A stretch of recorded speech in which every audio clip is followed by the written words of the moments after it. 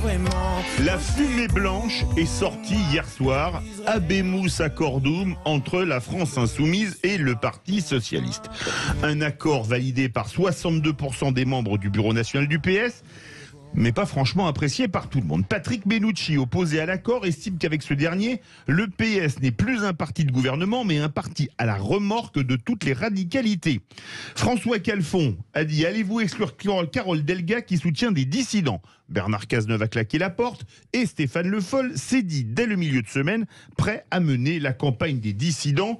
D'où notre grand débat, accord PS-LFI, est-ce la fin de la social-démocratie?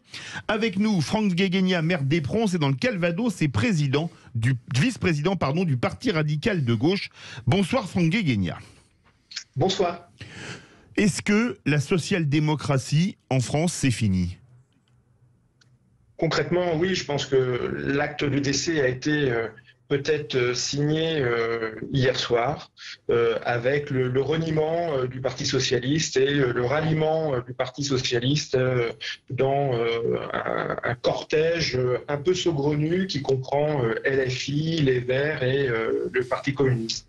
Donc oui, je pense que la formation politique qui défendait ce projet n'existe plus. Maintenant, il y a des électeurs et puis surtout des Français qui veulent cette social-démocratie et le mieux, c'est encore que le Parti radical de gauche puisse l'incarner. Enfin, c'est notre vision des choses. Ce qui est assez drôle, c'est que pendant des années, pour pas dire des décennies, on a dit que le Parti radical était un chef d'opportunistes qui était prêt à se vendre pour tout et surtout pour quelques postes. Et bien là, vous voyez qu'on reste une formation politique ancrée sur nos valeurs et on n'a pas été à Canossa, on n'a pas été à la soupe pour protéger des sortants ou conquérir de nouveaux territoires. Et on reste foncièrement ancré sur les valeurs européennes d'abord et puis surtout sur celle de la laïcité.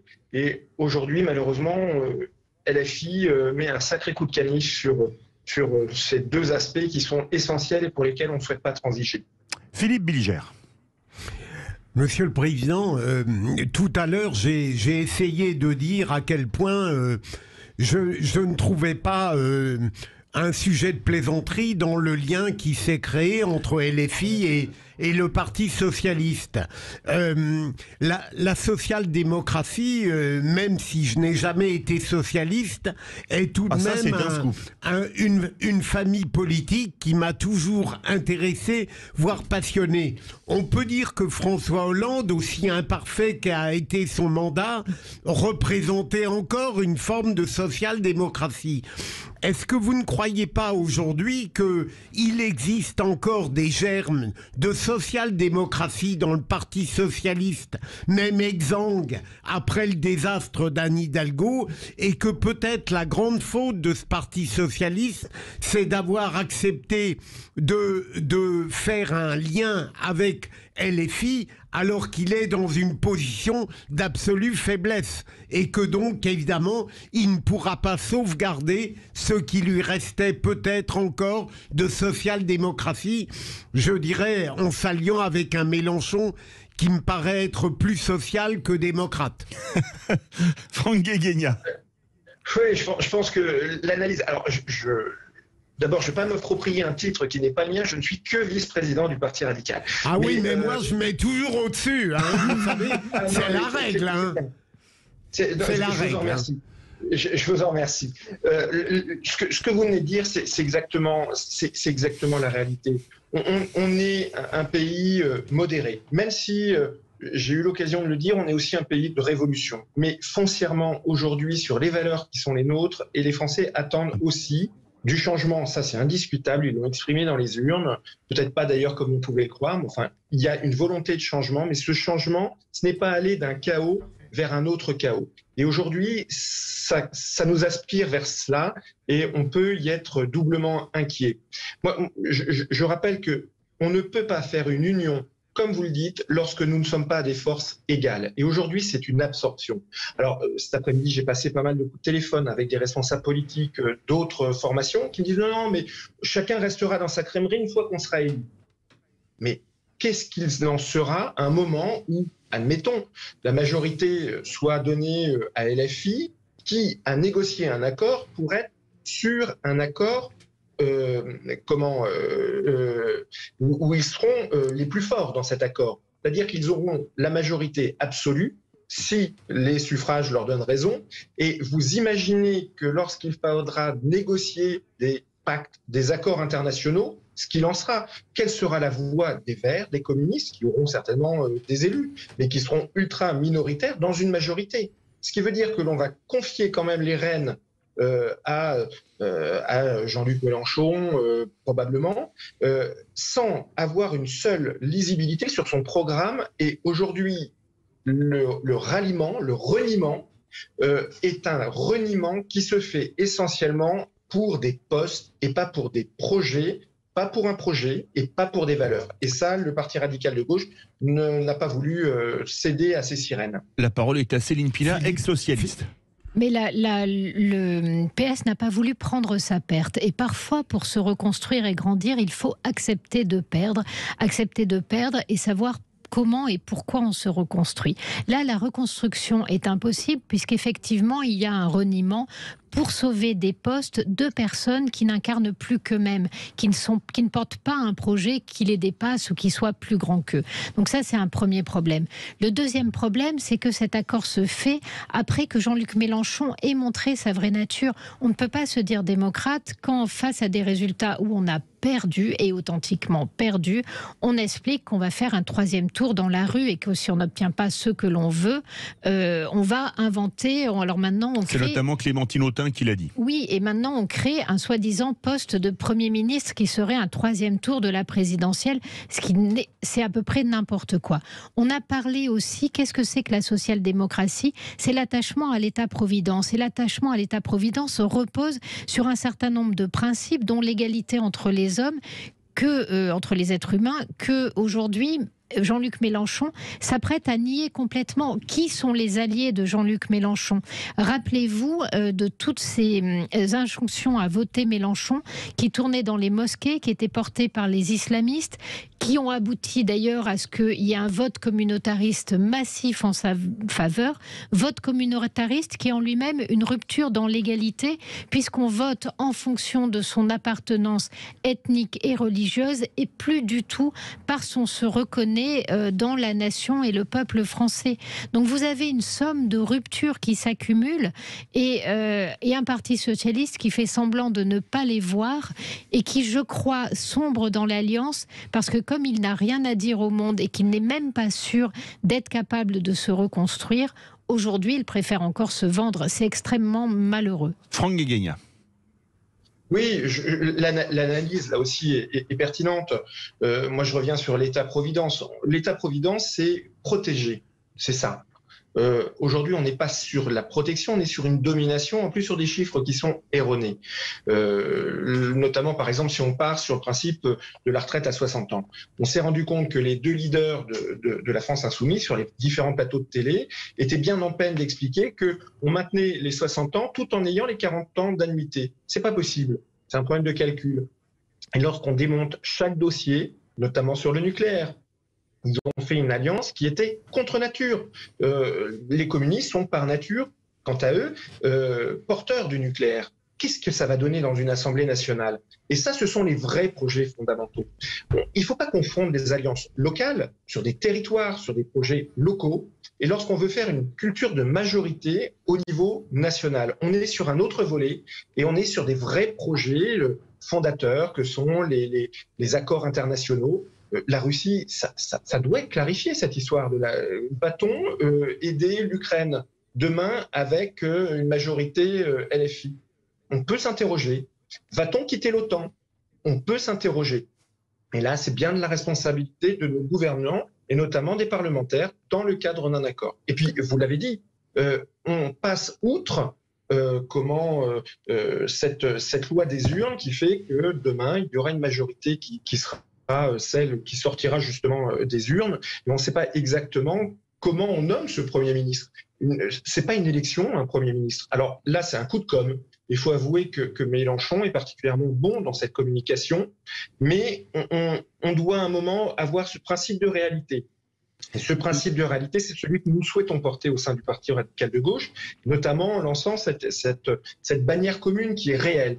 La République, l'environnement, l'écologie, évidemment l'Europe et puis la laïcité. Et ça, c'est notre bannière et on essaye et on souhaite que tous les acteurs de ce centre-gauche, qui du coup risquent d'être poussés dans les bras de Macron par la réaction et la radicalisation de ce mouvement, viennent vers nous pour porter une alternative. Les vraies voix, 18h42, notre grand débat, accord PS, LFI, est-ce la fin de la social-démocratie? Vous êtes 84% à dire oui, on se retrouve tout de suite. C'est Marc Varnaud qui va parler avec Franck Guéguegna et avec les auditeurs au 0826 300 300.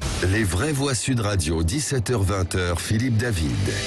Notre grand débat, accord PS, LFI, est-ce la fin de la social-démocratie? Vous êtes 84,1% à dire oui. Avec nous, Franck Guéguegna, maire d'Éperon, c'est dans le Calvados et vice-président du Parti radical de gauche, Marc Varnaud. Alors, vaste sujet. D'abord, je pense que cet accord d'extrême gauche, soyons clairs, appelons les choses par leur nom, est basé sur une énorme escroquerie d'interprétation des résultats des présidentielles, puisque je rappelle que M. Mélenchon était à 11% le 14 mars et un mois après à 21%. Et on fait croire aux Français qu'il y a 10% des Français qui sont devenus d'extrême gauche en l'espace d'un mois. Alors qu'en réalité, c'est l'érosion mécanique des autres candidats de gauche qui ont, entre guillemets, choisi le vote utile dès le premier tour, exactement le même phénomène qu'on a connu avec Emmanuel Macron. Et donc ce poids de Mélenchon à 21% me paraît complètement dingue. La suite, effectivement, les accords, ils sont aussi complètement dingues. Moi, je pense que le PS a vendu son âme. Et c'est vrai qu'ils ont épousé Castro et Chavez, qui sont les modèles de M. Mélenchon. Et ils ont sans doute épousé indirectement aussi, en tout cas pour les Français, beaucoup de ses idées. Moi, je pense que cette tambouille électorale indigeste, elle risque quand même de se payer très cher dans les urnes. Je m'explique. Est-ce qu'un électeur socialiste, pardonnez-moi, normal, lorsqu'on va lui donner le choix à gauche de voter entre l'extrême gauche et l'extrême gauche, le candidat, entre guillemets, qui aura été adoubé dans l'accord et un candidat éventuellement LFI, est-ce qu'il va aller voter pour le candidat de la France Insoumise ou il va voter pour le candidat d'Emmanuel Macron? Je vous laisse répondre, mais à mon avis, il n'y a aucun doute. De transformer des électeurs, ça n'existe pas. On ne va pas transformer un électeur socialiste en un électeur d'extrême gauche. Ce n'est pas possible. Autant l'extrême gauche pourrait voter pour un socialiste, mais l'inverse est impossible. Et encore heureux. Donc je pense que dans les résultats des législatives, on va avoir des surprises, parce que les mécaniques et les distributions de sièges à l'Assemblée, je demande à voir. Franck Guéguegna. Oui, je pense que là encore, l'analyse correspond exactement à une situation donnée. La situation donnée, c'est qu'il y a eu un front, un moment, qui s'est exprimé contre Macron et contre le Front National. Et ce front a été porté à l'instant T par Jean-Luc Mélenchon. Et ça ne veut pas dire que les 22% qu'il revendique sont des voix mélenchonistes. Il y a des gens qui voulaient tordre le bras à un duel déjà précité qui était Le Pen-Macron. C'est tout. Et à partir de là, il y a une transposition sur les législatives qui est une transposition malheureuse parce que l'illusion est belle, certes, mais ça reste foncièrement un mirage. Et je pense d'abord qu'il y a énormément de déçus. Là encore, j'ai fait un tour d'horizon en Normandie. L'accord national plaque une situation qui est ubuesque. Je vais vous donner un exemple. Les Verts se retrouvent dans le Calvados avec une circonscription où ils n'avaient pas de candidate. Par contre, eux avaient tout misé leur poids sur une circonscription qui vient d'être donnée à LFI, qui sociologiquement est aux antipodes des habitants et de l'électorat. Je veux dire que, alors que Macron, ne lui en déplaise, mais lorsqu'il l'avait fait en 2017, il l'avait fait habilement. Il y avait une corrélation entre la sociologie des candidats et les élections et l'électorat. Voilà. Ouais, Philippe Billiger voulait réagir. Oui, rapidement, Marc Varnaud tout à l'heure a indiqué à quel point le vote utile allait jouer aux législatives et il rejoint je crois, un propos qui a été prêté au président de la République qui disait qu'il se réjouissait de cet accord délétère entre LFI et le PS parce qu'il considérait que beaucoup de gens allaient voter pour la République. J'allais dire pour Renaissance, pardon. Oui. J'allais redire la République République En Marche. Et deuxième élément pour répondre, pour féliciter Monsieur le maire, tout à l'heure il a indiqué que on allait passer du chaos au chaos, et j'ose dire, pour tomber dans une plaisanterie discutable, que le chaos des ordres, en effet, peut se voir succéder à un chaos de boxe. C'est évidemment ce qui va se passer. Vous pouvez répondre à l'uppercut de Philippe Bilger, Franck Guéguegna? Oui, bien sûr, mais je pense que ce qui est bien vu, c'est qu'effectivement, cette alliance saugrenue, ce ralliement va entraîner une part des sociaux-démocrates à voter Macron spontanément et en disant, voilà, l'offre politique n'y est plus, je vais vers celui qui est le plus proche de mes idées. C'est pour ça que nous, au sein du Parti radical de gauche, on s'efforce à présenter des candidats pour justement préparer une alternative et permettre aux électeurs d'avoir un choix qui ne soit pas entre le chaos et le désordre. Un mot court, Céline, et un mot court, Marc. Il sera très intéressant de regarder la question de l'abstention sur ces législatives, parce qu'on oublie tous une dimension dans le vote Macron, qui est que c'est un vote de peur de l'avenir. Et donc on préfère encore même une situation qu'on ne maîtrise pas et quelqu'un que l'on n'aime pas beaucoup, mais qui paraît garantir un certain nombre de choses. Et aujourd'hui, l'aventure, c'est la démarche de Mélenchon. Donc il faut regarder vraiment, je pense qu'il y aura un fort taux d'abstention, et effectivement, je pense beaucoup de report vers un vote utile Macron. Marc Varnaud. Je pense que s'il faut regarder le Mélenchon, il faut peut-être regarder aussi et surtout les circonscriptions qu'ils ont aujourd'hui, le nombre de députés, où ils sont élus et par qui. Et c'est les territoires perdus de la République. Voilà le fond de l'électorat de M. Mélenchon.